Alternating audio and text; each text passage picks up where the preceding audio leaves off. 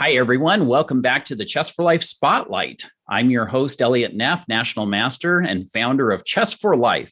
And I'm excited to bring to you our guest, Jim Egerton. I hope I said that correctly, from Chicago, Illinois. And Jim has a background of using the game of chess as a tool for business and leadership development. So I'm really excited to have this conversation today, Jim, and welcome and thanks for joining me. Oh, thanks for having me. It's fun to find two people in the world that have so much in common. Absolutely. And it was a pleasure meeting you some years ago in person when you spoke at Amazon in Seattle and a number of other places about how chess is a great vehicle for working through business challenges and such. But before we get into that fun stuff, let's let our audience get to know you just a little bit better. So if you don't mind sharing, I already mentioned where you're from, Chicago, but what are you focused on at this stage in your life? And as you dive into that, let our audience know a little bit of your background. Where do you come from? What has your career or careers involved? And let's get to know you a bit. Yeah, I started, I'm a West suburban Chicago boy my whole life. And I started very interested in chess in my sophomore year in high school. A coach approached me and said, let's start a club. So I started a club. It's still in existence to this day.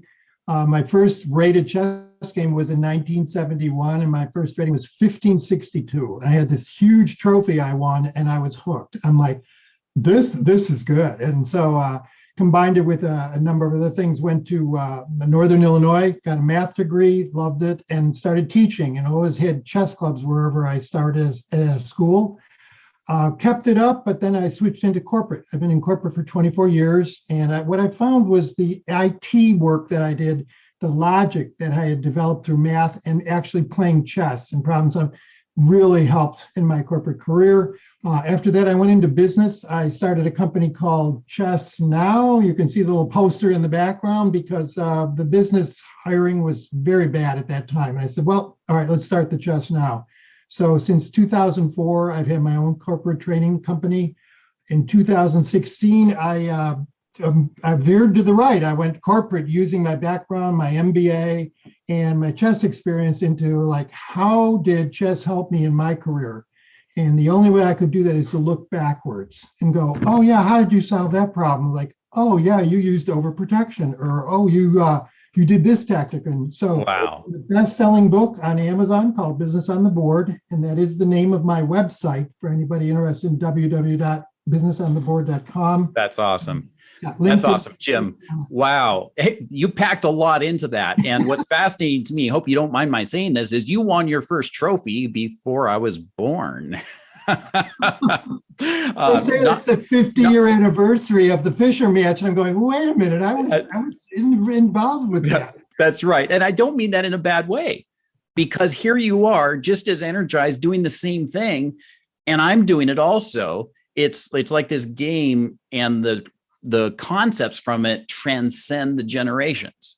So that's really cool. But as we move forward here, are you willing to share? I like to just ask these kind of questions. What kind of hobbies or sports do you like?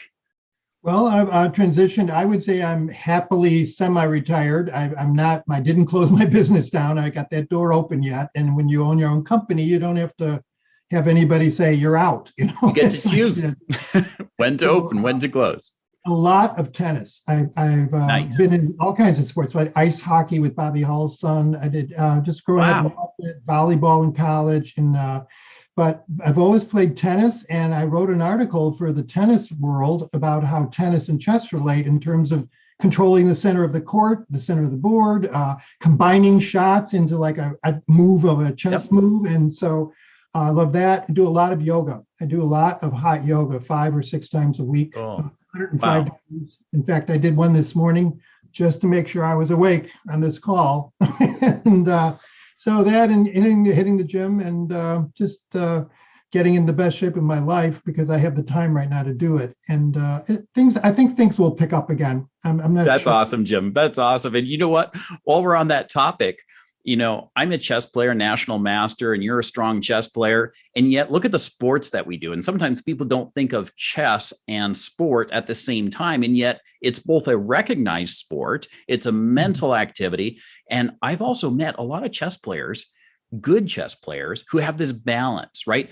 Physical activity and physical strength and the ability to persevere is essential for playing high level, competitive, focused chess games.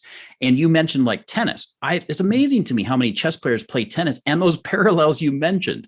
I know another tennis coach, good tennis coach for a winning team, who does the same thing. He pulls out the chessboards because he wants his tennis players to think strategically. And like you said, critical concept in chess, control the center. How critical is that in tennis and some other sports like that, where your movements are most efficient, you cover the most area?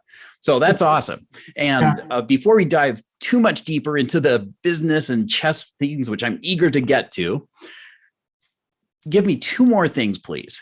What's a bucket list item that you look forward to accomplishing, and something unique, if you don't mind, that most people don't know about you? Most people don't know what my age is. Yeah, how old am I? You look so young. Yeah, you're in your 50s. I'm like, excuse me, I'm on Social Security. Wait a minute. You're like, no, that's a well-kept secret, although it's starting to show a little bit. On my bucket list is my wife retired a year earlier than I did because she was teaching. And we have these destinations we want to get to, and they're opening up now, but I'd love to go like in Paris and play chess in Luxembourg Gardens, play chess in the pubs in London. I've done that. There's a Washington Square in New York. You sit down with somebody to play chess and you've got this bonding experience, That's awesome. It's so cool. So I would say that, and just stay healthy. And we have one granddaughter and we have a grandson due in December. So we're growing more future tennis and chess players. That's awesome, Jim. Thanks for sharing that. And before we move on, I'll say that there's another good connection friend of mine who I expect to have on the show shortly, who has played chess in well over 100 countries, building connections around the world. So I'm excited to share that story in the future too, and how chess crosses borders and builds relationships globally, no matter your language. Yeah. Because chess is its own language. So with all that, to new in chess, and one thing I find interesting, the little blurbs of people who are like Carlos Alcaraz. He's going to be a #1 player in the world. He said he warms up for a tennis match by playing chess. Same thing with Andrei Rublev, the Russian. He says, "Oh, chess and tennis it's like the same thing, But they keep it quiet because I don't think they want their opponents to know what they do. Trying to keep that edge, right? That advantage. Exactly. Yeah. I don't do that. Similar to like this football up here. I like ice hockey, I like tennis, I like soccer, and in football, I never played it, but I had some connections to NFL players who's just done an amazing job of applying strategic thinking using chess into their football careers and then their business careers after it. Exactly. We could go a long time there. Yeah, definitely. So let's dive into this here first. So give a little bit of background. You mentioned you started playing chess as a sophomore. You competed in tournaments. You become a fairly accomplished chess player, not a master, but yet a strong chess player. Mm-hmm. And how far did you progress in chess? And what would you say was key to your making the progress you did in chess skill? One of the things that helped me was when I started the family and knew I was going to have all weekends free. I went to Postal Chess and I played Postal Chess, and I do have a master's rating 2210 and a Golden Knights series of it. So that was congratulations. I did not realize you're over the board as like a class A, close to expert level, and you achieved a master level in correspondence chess, which is quite a challenge because your opponents have plenty of time to figure out if you make a mistake. And it was before computers were any good. So somebody said, "Oh, you must have been using a computer." It's like, I think Fritz was level 1. It's like, no, I'm not. Very cool. So congratulations on that. And you were saying, so how you achieved that, you said, was even after you had a family and you started playing Postal Chess, or did you achieve master level before you had a family? No, I peaked out at about 1900 and I plateaued there over the board. And then when I started the family, I went to postal chess. And then when my boys were old enough, my younger son, Brian, oldest son, Brian, is about as strong as I am over the board. He's never played postal, but we went to, I think I've gone to like 12 US Opens. Nice. And played in those. And I have something on FIDE. I don't know, I've played enough tournaments Sure. and I don't have a FIDE rating, but theirs is a little different than USCF. So it got to the point where there was a law of diminishing return. I felt if I went away to Vegas for the long weekend to play in the National Open, I mean, then there was a lot of stuff around the house that was getting backed up. So I just used it. And then I got into teaching when my son was in first grade. He didn't know how to play chess. He saw me play and he said, Dad, show me these moves. I want to know what's going on here. So I gave him this book, Al Woolham's tactics book. And I said, study this, tactics are everything in chess. So he did. So in third grade, he was state champion. And I was like, whoa, people go, what did you do? I go, I didn't do anything. I gave him this book. I said, study tactics, which is like 90% of the game at the scholastic level. If you miss a move, boom, checkmate, it's not. And back in that day, it was not as advanced as it is today, where the kids are online and they got coaches and all that other stuff. But he took him to a lot of scholastic national events and started coaching the team, coached high schools in the area. I really, in the Chess Now format, I really did like coaching kids because you can tell you're leaving something with them. If you're a football player, yeah, the coach gave a good speech, but if you teach a kid something about how to visualize, like one of the skills that I always tell them, look ahead. What do you see after you do that move? And well, then when you're driving, look ahead. What happens when that car cuts you off? What are you going to do? And so there's parallels between the game and That's the game. awesome. That's awesome, Jim. And I appreciate how you drew that connection there, right? In chess, it's so critical to be able to visualize, think ahead a couple of moves, right? And here you're saying same thing in driving a car, right? So many of us do that daily. And when we're raising kids, we want them to grow up to be safe drivers, right? It's good for their health and it's good for their insurance too. And and so it's like insurance companies should be sponsoring chess tournaments. I really do. That's one of my bucket list. That's actually a really great point, because in driving vehicles, we learn about defensive driving. Right. And what is that? That's basically saying what could happen. And am I thinking ahead about the consequences of these choices, which is exactly what we teach in chess. That's awesome. Yeah. So with that, let's do this segue. You've used chess yourself. You've loved the game. You've become strong. You use it in business. You've used it teaching your own children. So what benefits do you primarily see? If you were to pick the top couple of benefits that you see chess can help people develop, whether it's for kids or for adults or wherever, where would you go with that? What stands out to you with all your experience doing this? I see two skill sets. I think what we don't do to parents and business people is tell them, this is what you're getting when you have an employee that knows how to play chess at a certain level. They're accomplished, they've been in tournaments and things like that. And so I wrote an article that's on my LinkedIn about 6 skills that tech companies want. They want them to solve problems. They want them to visualize. They want them to work under pressure. I mean, here you're sitting with a game and a clock is ticking away and it's like, you got to get this program in by midnight. So there's a skill set there of what employees want. And then there's also a skill set of what does it take to be a good leader? And these are the things like learning to delegate. Richard Branson said, if you want to be a good leader, you got to know how to delegate stuff. You can't do it all yourself, how to evaluate, how to avoid risk. And so when you have all these things occur in a game of chess, for example. So let me interrupt you there a sec, because you used a word and a concept that is not often thought about when you're playing chess. You said this skill of a leader, is essential, the ability to delegate. And I would qualify that even further to say to delegate effectively, because don't want to dump, right? Yeah, it's not a dartboard thing. Yeah, right. So can you dig into that a little bit further? Sure. For example, when you're playing a position, say your opponent has a pawn going up with the board on the way to become a queen. All right, that if that pawn promotes, the game is probably over. You're going to lose.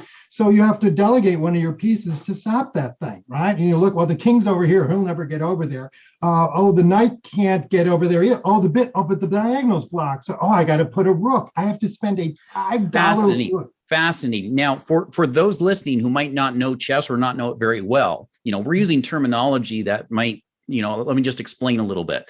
A pawn moves forward, right, one step at a time. Typically, there's a variant first turn it can jump to, but it never goes backwards. Right. However, the pawn is the only piece that has the unique ability that once it reaches the opponent's edge of the board, it promotes into one of the other powerful pieces. Right. It could become one of the most powerful pieces on the board, the queen. Right. So what we're talking about here, and I'm probably diving in, I can just imagine, Jim, how you talk about the resources a person has, how you can, you can turn a little thing into a big thing. And now what I'm hearing you say is I'm finally seeing that connection of delegation. You're saying that you've got 16 pieces on your chess team. And if your opponent has a pawn that's coming closer and closer to your edge, that's a threat. And so you're going to delegate one or more of your pieces to that threat while you retain the other pieces towards your own objective. Is that what you mean? That's what I mean. Exactly. It's figuring out that thing has got to be stopped. Who's going to do it? And you're the one who picks up the piece and moves it there and says, okay, your job is to stop that pawn. Get up there and don't even let it get near my end. I wanted to stop it way back if I can. So, or maybe you just decide I have to give something up for it. So you'll give up maybe like a bishop, which is only worth, my book, $3, 3 points.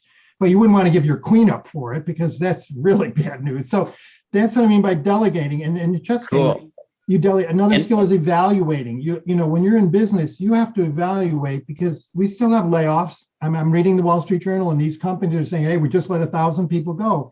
That is not a random experience. They're evaluating who do we need to go forward, and you do that in chess.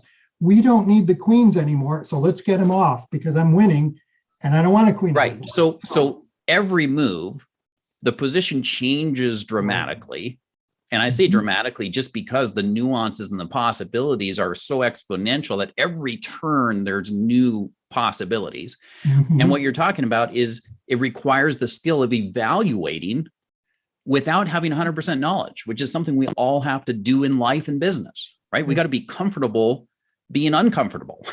If that's possible. Yeah, it's kind of a oxymoron, but I mean, companies I've seen said, well, we let these people go so that we could reorganize and move new people in. Well, how do you know these new people coming in are going to do any better than the ones you let go? They don't. They do. It's just like you said, we feel more comfortable having that. And something that stands out to me as we're talking about this is the risk, perhaps, of analysis paralysis. No, yeah. You can also over evaluate something. Just like in chess, you can spend too much time trying to calculate every possibility and then you run out of time and you lose anyway.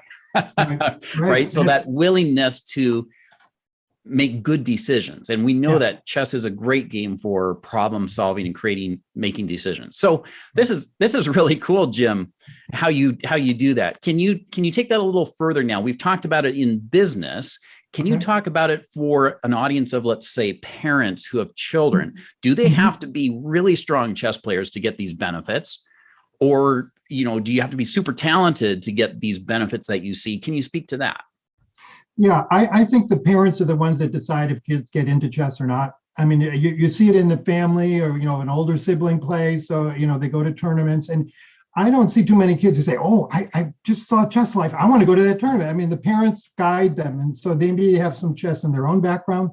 But what they know is that these kids are learning discipline.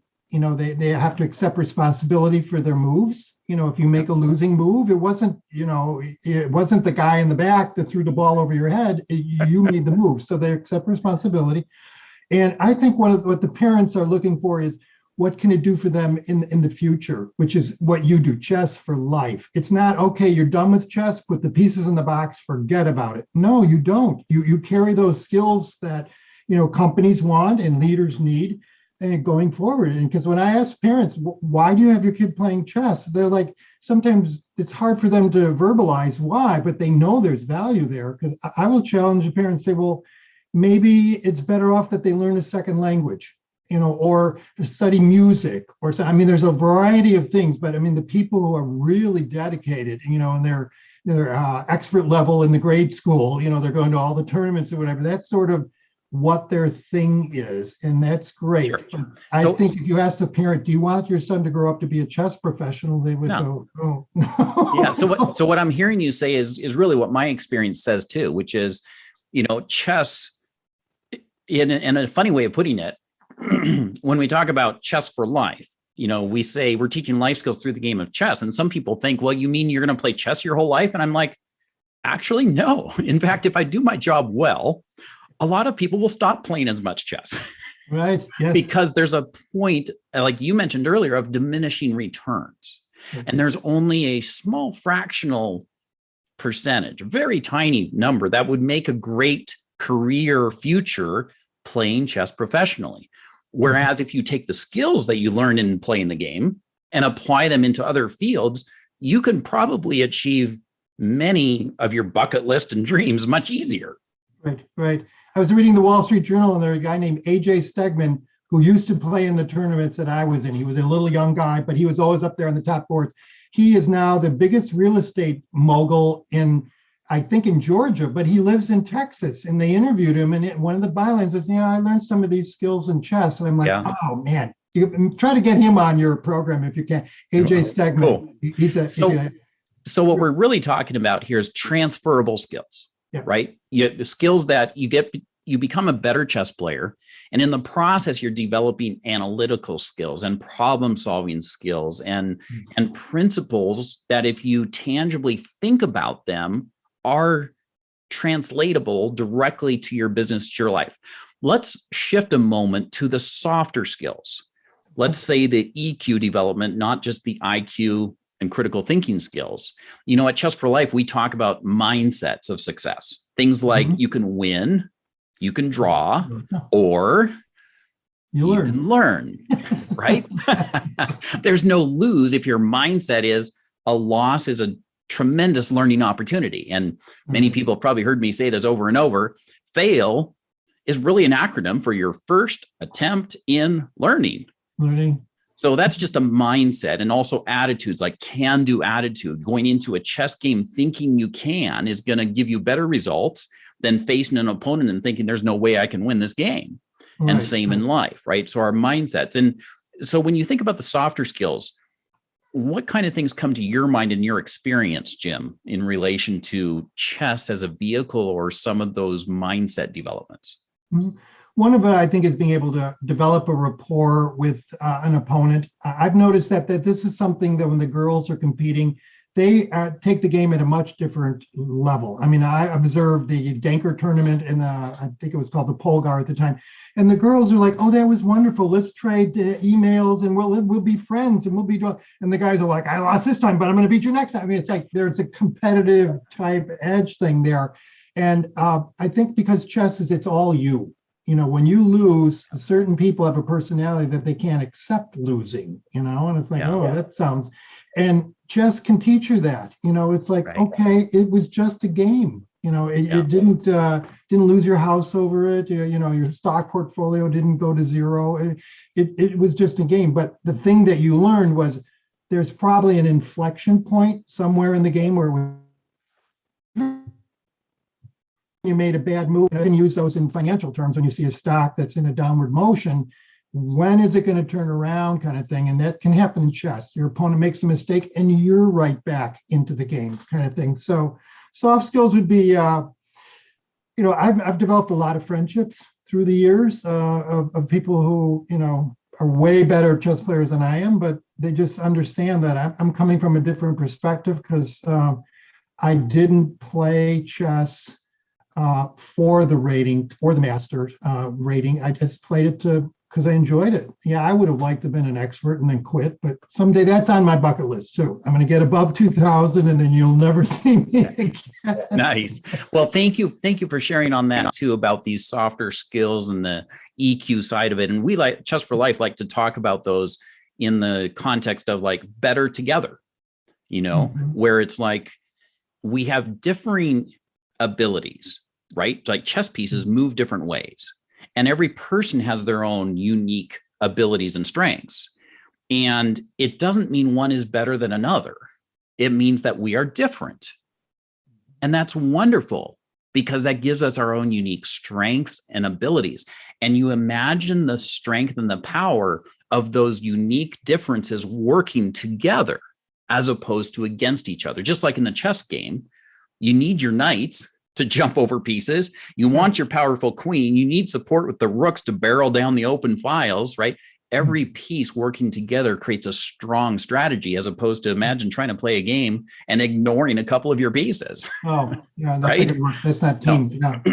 One of my favorite activities in the corporate world is to do a consultation game where I have like 4 players on each team and their level, and they each have to decide to make a move. There's a clock on it and there's a demo board. And I said, okay, make your move. And you hear them discussing things like, oh, if we move the knight here, like, oh, but the rook moves better. Yeah, get up there, make it. I mean, it's like, oh, it is a great activity for building teams, especially somebody who doesn't understand chess too much. They have to listen to what the other people are saying and then make a good decision, because everybody has to make a move. I don't let some player make the moves alone. So if I heard you correctly, what you're saying is that one of the activities that you like to use in using a game of chess to do corporate training and such is building this team aspect, this collaboration, where it requires consultation and multiple inputs, as opposed to perhaps what maybe, and I'm going out on a limb here, so correct me if I'm wrong, I'm imagining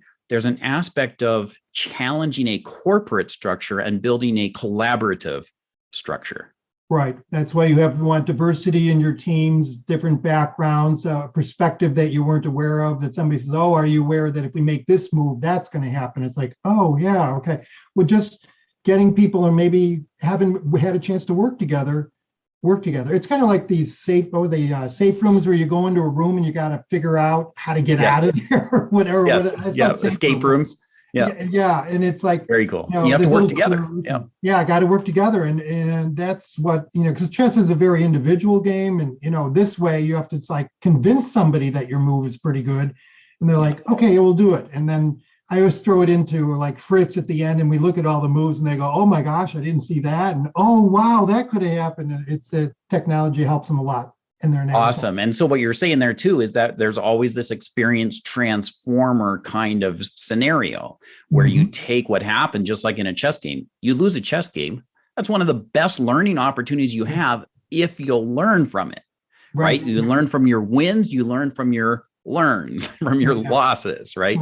Okay, so you've shared a bit here, and this is wonderful getting to know you. You've published a number of resources, and we'll be happy to link to those in the comments, the description where we post this, so people can do that. Where else can people go to follow the work you're doing or get in touch with you? Where would be the best place to go? Probably go to my website. My business website is www.businessontheboard.com, and it has the things that I do. But I have a LinkedIn where they can go in the 6 skills. It's one of the articles I wrote there, and then I wrote an article that was published in a professional journal called Edge, which is I'm really proud of this one. It's make your business a success by running it like a chess game. And that can be found in my Twitter feed, October 2nd, 2019. I posted the link to get that. And as I mentioned, we'll be happy to post the link so people can get in touch with you that way. Cool. Now, as we're getting close to wrapping up here, what's the big accomplishment that you would still like to achieve in life? I know I talked about bucket list before, but now we talk in chess about thinking ahead and planning. We talk about checkmate being that long-term goal, and then we talk about short-term objectives towards it, right? Part of the planning process. Is there something you would like to share about a big accomplishment, big one, that is like your 10-year goal or something in the next 1 to 3 years? I would like to convince more business people that chess is the thing for them. Right now, they want to, what's the ROI? What's the payback? What's the cost benefit? They want all these financial things. And I was on a conference call in London on it was a chess thing that happens every year when they have the London Festival, And over there was a guy, he just talked somebody into sponsoring a bank, sponsoring a chess tournament. And I said, how did you do that? He said, well, we were hoping to hire a couple of STEM people per year if they know that our company sponsors chess. And I'm like, whoa, and I think if we get more people involved, and I'm working with some of these corporate chess leagues to try to get, right now all they're doing is they're playing chess there. I mean, I think there's one up in Seattle that, Amazon is running and stuff like. But if the HR people or the learning and the talent people said, wow, this is a really great thing for everybody, and not just the guy who played chess when he was in school, but and say, here are the benefits of you. Here's the skills you're going to do, and just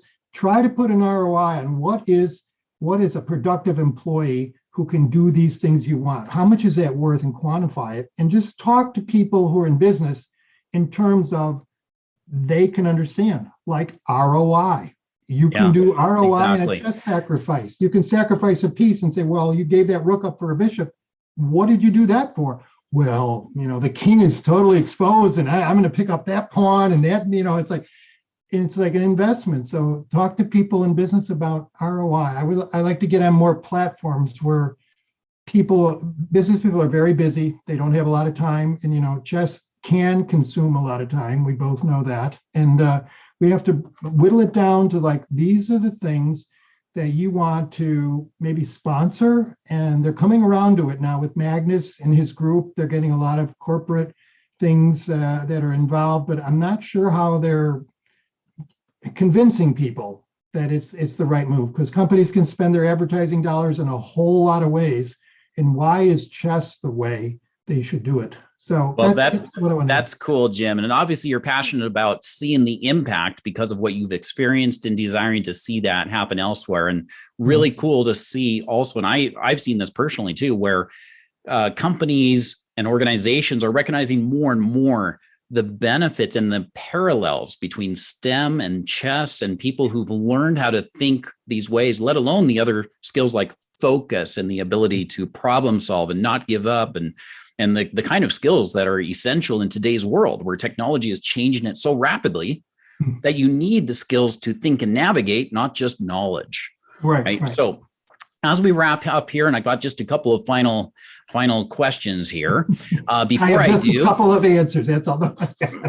Before I do, are you up to challenging me to a chess game once we've wrapped up our questions? Okay, as long as we can put the result up ahead of time, sure. Nice one, Jim. Well, we'll take you on just for fun, win, draw, learn, as I like to do on our show here, if somebody's up for it. And guess what? I learn from all these games. And so it's a really cool thing to do a speed chess game and for fun. But before we dive into that, I do want to ask you this key question. With all your decades experience in business, in corporate, and chess and all of this, what advice would you give to your younger self, such as 20 years ago? What kind of advice would you have? I would say that chess is a game that goes on forever. Like you were talking about, you can go back. One of my favorite games is Morphy versus the Duke. And when I teach that to kids, I said, this game was played out 150 years ago. And they just sit there and their eyes are open when he sacrifices this and he sacrifices that. And it's like, I never stop learning when I play chess. Like if I go to a local club and my Najdorf defense doesn't make it, so I grab a book, or I go and I like, what move did I go wrong on? And then you can add that in. And the next time I play, my opponent goes, oh, you booked me here, didn't you? You looked up what was the right move. And I'm like, yeah, you're darn right, because I don't want to lose the same way again. It's a game of a lifetime. And there are very few things that are lifetime. I mean, if there's certain sports and your joints don't cooperate, now it's all pickleball. Tennis is like, I don't want to run. I want to play pickleball instead. Great. That's super, hand and eye and all that. So I would say, if you're going to be with something, stay with it. Put the magazine on the shelf, look at it, but someday when you have your kids, you're going to want to have them learn how to play chess. And you're a great teacher because you've experienced what the game can do for you, and you can translate that down. So that's what's happened. I think we saw in the Fisher era that these kids grew up, and all of a sudden, boom, there was a whole baby boomer of chess because Fisher got them all into it. So stay with it is what I would say. That's pretty cool, Jim. That advice to basically be saying, you know, what I take from this is don't give up, right? Yeah. Always improve. Don't think you've arrived. Always get better. Strive. It's that growth mindset of the willingness to try, fail, get better, the resilience that's essential. That's awesome. That's really cool stuff. And by the way, everybody listening here, before we jump into our speed game, remember, like, subscribe, and follow along so you can hear more of these amazing stories of chess transforming lives from around the world as we work together to impact 1 million youth a week with life skills through the game of chess, and invite special guests in who are doing the same in the business world. Yeah, that's awesome. Great job, Jim. And are you ready for the chess challenge? Oh, namaste. I don't know. Let me do a downward dog, and I'll see you in a minute. Yeah. No, this should be fun. It'll be a middle game tactic somewhere or whatever. This will be fun. Are you white or black? Because I've sent you a challenge, and I don't know what color it's going to be. It's a random one. So we're going to play this game. And what I'm going to do is I'm going to share my screen a second here before we start. Okay. And then once I do, I'll get to the spot there. Here we are. Share screen. Here it is. Go ahead and accept my challenge. And there we are. You're playing the light pieces. Go right ahead. Oh, cool. Ready? On your mark, get set, go. 3 minutes for the whole game with a 2-second increment. Oh my God, birds. Oy, oy, oy. I'm out of the book ready.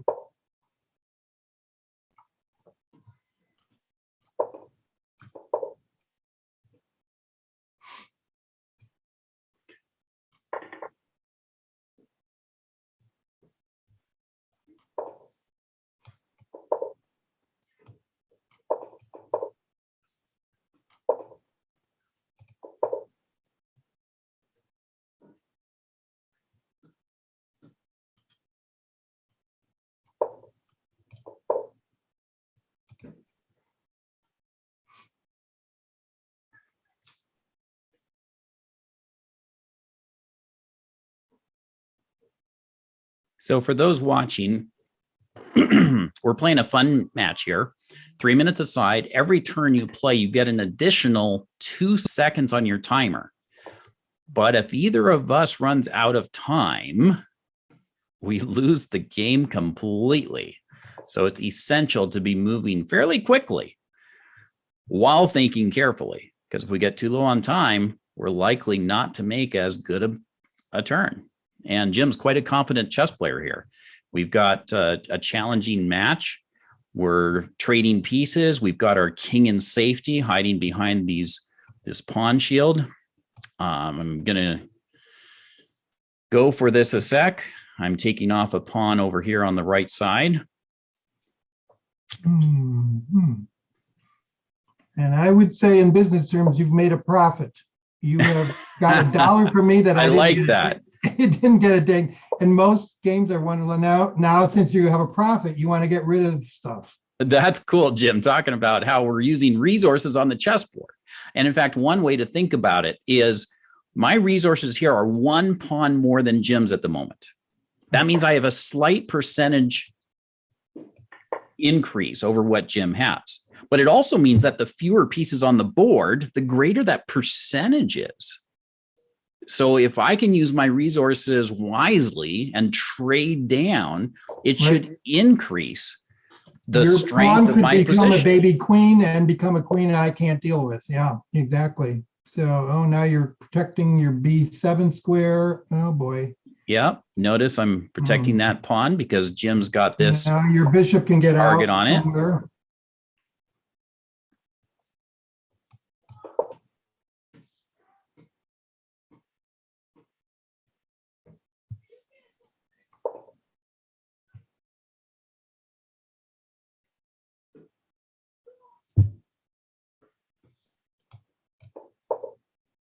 Oh boy, here come the pawns. Okay, let's put this guy here.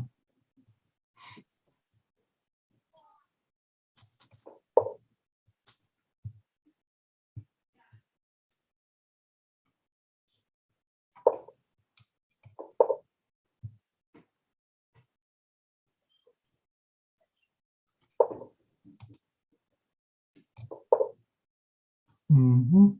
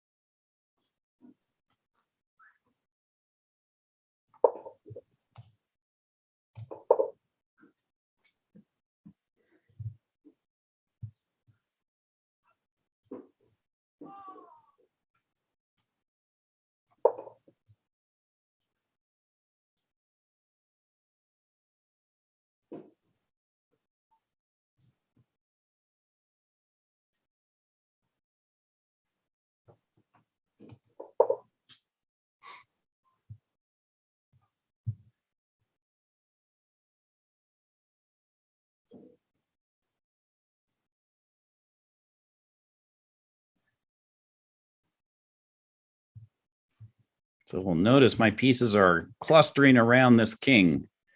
Well, I got my pawn back, but yeah, these guys are heading into my king, and I have my king and pawns to guard. All right, here comes queen f3. That's looking really nasty now.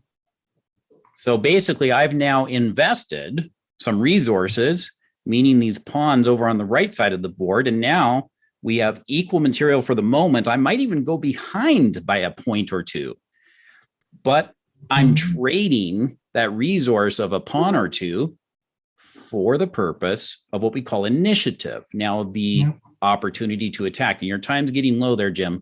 Yep. Okay, I'm going to try to get on where. Yep. Yeah, my white squares are really weak. Yeah, okay, down now. Okay, well, you're not going to take it with the queen, I don't think. So where's the queen going to go? Check. Okay, yep. Mm-hmm. A lot of rust showing in this game. 1, 2, 3, 4, 5, 6. 1, 2, 3, 4. Even in material, but here comes another guy. Okay.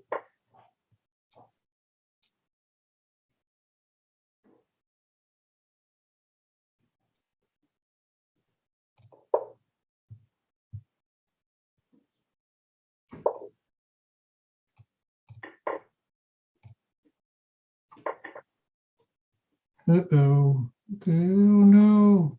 Oh no. I moved. Oh. Time is up. 1, 2, 3, 4, 5, 6. 1, 2, 3, 4. I'm winning. Except I've got the extra rook. Oh.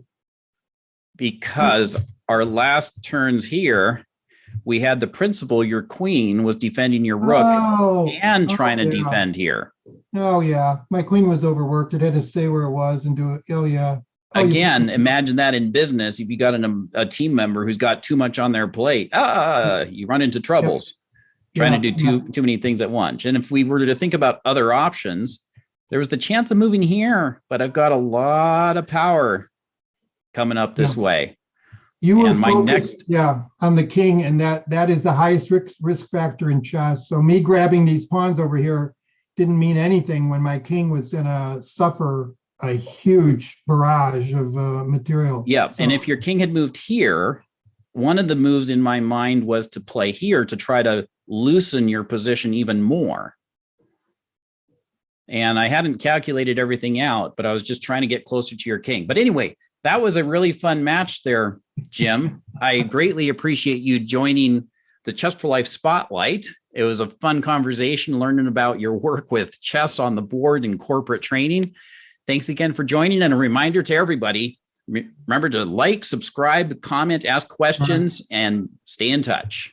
And I love that it's anonymous. That's even better. My title is anonymous. No, I didn't even realize you picked up the rook. I just thought I was going to block the check. And no, you're going to win.